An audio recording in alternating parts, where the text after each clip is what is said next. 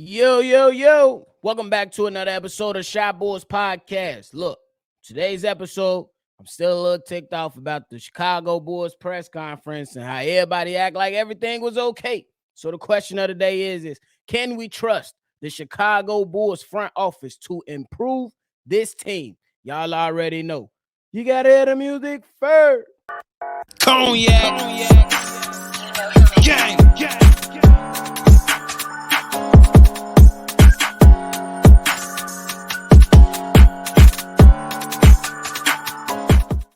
Shot Boys Podcast with the Cognac Boys. I'm Cognac Boy Bobby, holding it down on another episode of Shot Boys Podcast. Me and my co-host C-Dub. If you like what you're listening to today, hit the like button and subscribe to the channel. So the question of the day is, ladies and gentlemen, can we trust the Chicago Bulls front office to improve this team? Now we know how the Bulls season ended. It ended with a horrible last 5 minutes of the second play-in game that would have granted us a slot into the eighth seed to go on and face the Milwaukee Bucks. But in that play-in game against the Miami Heat, in the last 4 minutes and 45 seconds, the Bulls only scored 4 points, and it was terrible. It was a bad ending, and it was just the epitome in the of what the season actually was for the Chicago Bulls, if we want to be honest. I mean, and then we over here on Shot Bulls Podcast, we was highly upset. You know what I'm saying? How it ended. So like we over here we could take losses, but it's how you lose. You don't go down losing in that fashion, in my mind. You know what I'm saying? But it is what it is. And then these guys, Artie Karnasovas, and you know what I'm saying, he went to the podium and spoke on the state of the team and went over some of his offseason plans and things of that nature. And honestly, they sounded like everything was okay. They and AK went on to talk about how they wanted to bring Kobe back, how they wanted to bring Vooch back. Honestly, listen, the way that AK was speaking, it seemed like everybody was coming back. It seemed like we was gonna run off the continuity stuff once again.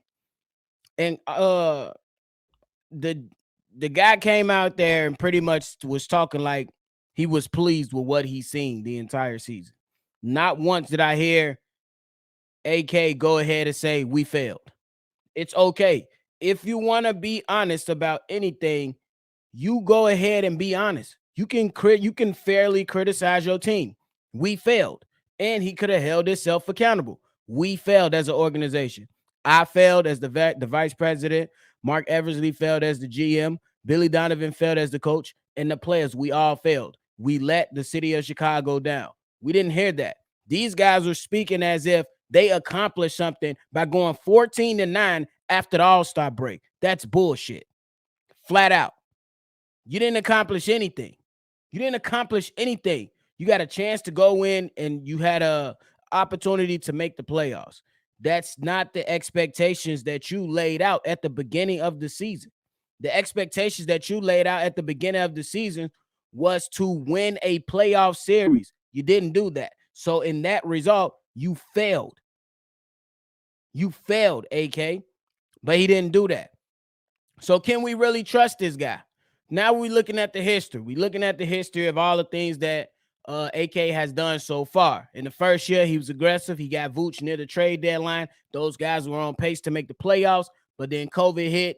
Zach LaVine was out for the last few games, and again, if I believe it came down to if the Bulls would have won that game, they would have been in the playoffs. But unfortunately, Zach got COVID, and it was over with.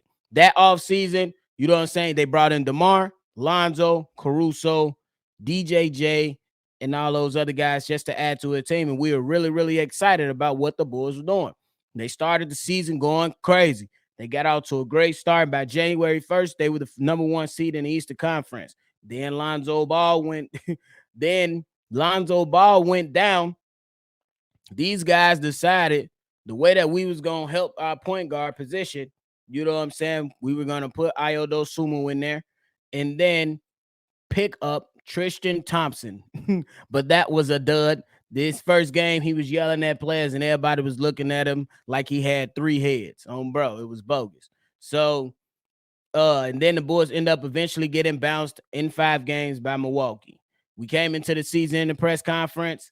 AK Artie, he came in the season in the press conference saying we needed more size at 3-point shooting. All right, AK and Mark Eversley went on and proceeded to go and sign Gordon Dragic, a senior citizen, and Andre Drummond. And that was the birth of the word continuity. He said he didn't make many changes. He wanted to add those two pieces because he believed that he wanted to give these guys another shot, another bite at the apple. And that's what it really was. And that's what it came down to. And this season right here was a roller coaster ride. Roller coaster ride. There's some good highs and some lowly lows. It was terrible on most nights, and it was really good on other nights. You know what I'm saying? I will give them a little credit for how they performed after the All-Star break. But at the end of the day, if we being honest, it was very, very interesting to watch these guys perform the way that they did down the stretch. But if we keeping it a buck, if we looking at the business, the structure of the business, we failed. That's what it is. We got the history right there with the front office in Arturas Karnisovas and Mark Eversley. We got the history right there. It's all right there. Within a few years, they put together a playoff contending team, not a championship contending team. They told us that they was going to improve the team. They failed to improve the team. They added pieces, but did it really improve the team? I would say no, because you are way worse this season than you were last season. So you didn't improve the team. So can we trust these guys to get it done? I'm gonna keep it a buck. It's a tough one because on one end you give these guys credit for how quickly they came in and made some changes. So you give them credit for that. But then you say, damn, there's some moves that was done out there, or at least rumored that could have been done to improve the team. What the hell was out there?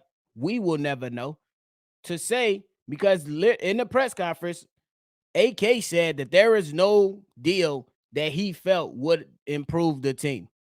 I don't know. Bones Highland, he went for a bunch of second round picks. He couldn't improve the team. He could have added more scoring. He was a legit scorer. You know what I'm saying? Mo Bamba, he added more size, went for a couple second round picks, things like that. So it's just a lot of stuff that was going on. And I'm like, damn, it wasn't not one. It wasn't one. I know that the Chicago Bulls have a few prized possessions that they want to keep on. But bro, at some point, if you're running a business, you gotta stick with what's doing well and realize what's not going well. And if you want to be successful in the business, what's not going well has to be gone out of the business fast, or you'll be going through a revolving door and then the business will sink. So you got to take care of business. You know what I'm saying? And then we look at other things and what was going on with the Chicago Bulls. And we knew for 2 years that we had 3-point shooting issues and size issues. We knew that for 2 years. I don't believe it takes 2 years to address those issues. That's just me, though. I'm the YouTube GM. I keep it a buck. I'm not the NBA GM. That's a tough job. I will say that. But if from the outside looking in, I'm like, bro, there is nothing you could have done to bring in a shooter. I don't know about that. I don't know about that. You know what I'm saying? And if I'm missing anybody that was available, I'm not the scout. These organizations have scouts. They have player personnel people that's at, in higher ranking. And then, bro, these guys are not playing the damn games. You ain't got to monitor these guys' money every day. What type of talent are you evaluating? You got to do something. And that leads me on to the next point on how if the difficulty to gauge, can we trust these guys? Player development. Kobe White developed greatly this season. But what about Patrick Williams? We starting to feel like he's coming along, but nothing is solidified yet. What about the regression from Ayo Dosunmu? What about that regression? The head coach, y'all told us, was a player developer. He ain't developed shit. Like nothing. Nothing in Chicago. That's my personal opinion. He ain't developed nothing. Nothing. And don't get me wrong, some of the stuff is on the players to go out here and work on their craft. But I also believe that there has to be some accountability on the coaches to put those players in the best position when they do step on the floor. So we move on. What about Dalen Terry? Is there any development that we seen going on there? I don't know because we don't see him. What about Simonovic? Y'all hyped him up. The Bulls organizations hyped up Marko Simonovic. The man was a double-double. He was getting double-doubles in the G League. It is the G League. Don't get me wrong, but you telling me at no point of last year and this season that he could not have been useful to help with size and scoring for this team in no way, shape, or form. We're going to continue to bank on Javonte Green playing the 4. DJJ playing the 4. Hell, Alex Caruso playing the 4. That's what we were going to bank on. That is crazy to me. Now we move on and we talk about how the front office handled Lonzo. Like, injuries, they happen. And this injury with Lonzo Ball was very unfortunate. We got to keep it a buck. Very unfortunate. But the man went down last year in January. Y'all said that he was going to be back in March. He did not come back. Y'all said that he was going to come back in April before the playoffs. He did not come back. I'm not going off. If I'm running a business, I'm not going off of, sometimes you go off projections, but sometimes you have to live in the damn moment and understand your reality. There needs to be a contingency plan. These guys didn't plan. They brought in a senior citizen in Goran Dragic who was suffering by mid-November with the minutes that he was playing. He couldn't do a thing out there to secure the point guard position. Nothing. Then they kill the confidence of Ayo Dosunmu, constantly benching him and putting players that are not even better than him above him in the starting lineup. I get it. We enjoyed Patrick Beverley's addition to this team. But you can't sit there and tell me that Ayo Dosunmu cannot offer more than Patrick Beverley. I would say Ayo did regress, but I will say part of that is on him. And the other part on that is the dumbass coach who we have in place who did not put him in the best position to succeed or even build his confidence out to where he can overcome what typically is a sophomore slump. They didn't do it. So the handling of Lonzo Ball has to fall in the lap of the organization. The head coach didn't put the next available point guard out there in the best position. You started Ayo, didn't work out. You started Goran Dragic, didn't work out. You started Alex Caruso, didn't work out. You started Pat Bev. It was good for a minute, but eventually that was the reason why you didn't get any additional help in the game against Miami Heat that you desperately needed a point guard or at least somebody start in that spot to help put up some points and control the game with 4 minutes and 45 seconds left and where you only put up 4 points. That's unacceptable, bro. So the handling of Lonzo Ball, a complete disaster. I get it. I get it. You don't want to give up on this player because there's so much money tied into it. I understand it. But at some point, that should have been some knowledge like, oh, he didn't come back in March. He didn't come back in April. He had to have another procedure. He didn't start the season. He's not coming back in January. Oh, the trade deadline is in February. Let me go out of here and see who I can get in place of him that could potentially be here for now and sometime in the future. We don't know if Pat Bev gonna be here for the future. We don't. And they stood pat and they didn't do nothing. So it's a tough thing. And lastly, my last point, I'm gonna just say this. The Bulls have no clear set direction on where the hell we're going. They AK sat at the podium and said, we're moving in the right direction. How? How, Sway? How are we moving in the right direction? And last year we were 6th at the end of the season, and this year we were 10th.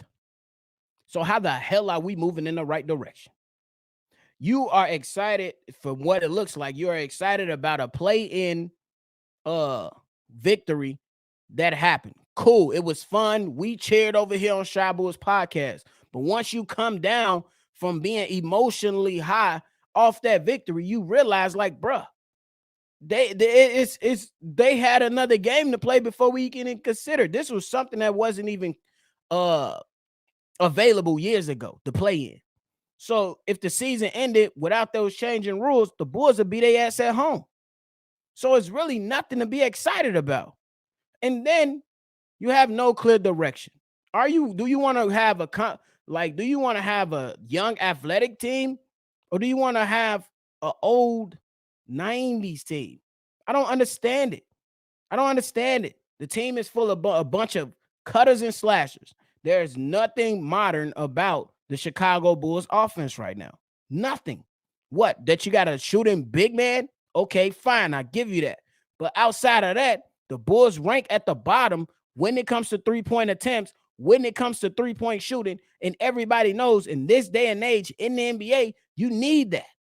So there needs to be some type of clear set direction from the front office on what the hell are we going to do. Are you going to keep a core together and have the young guys fill out the others? Are you going to start Patrick Williams? Is Ayo Dosunmu the point guard of the future? What's the role going to happen with Kobe White? Will we see more Dalen Terry? Will we see more Simonovic? Where are we going with this?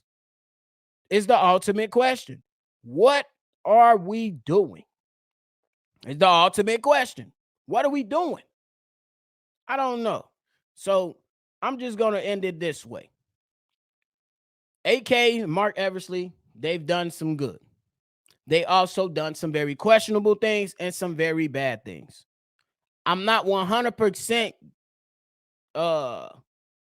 out on the front office, but I am a bit shaky. I will say they had a great start, and it's been a bumpy middle, and we're going to see how it ends. Bro, and that's just what it really is. We got to see how it ends. And that's what it comes down to for me. I know it was a longer episode, but hey, I feel like I had a great point. Y'all let me know if I'm tripping in the chat below in the comment box. Let me know. And I just want to, again, preface it again before somebody misconstrue what I'm saying. I'm not 100% out on the front office, but I am a little weary on what the hell are we doing as an organization. But hey, if y'all enjoyed today, hit the like button, subscribe to the channel. If you want to be a part of any mailbag episode, go ahead and send your text message or your voicemails in to that number, 773-242-9219. Y'all already know. It's another episode of Shy Bulls Podcast. I'm Bobby. I'm going to catch y'all on the next one. Cognac. Gang.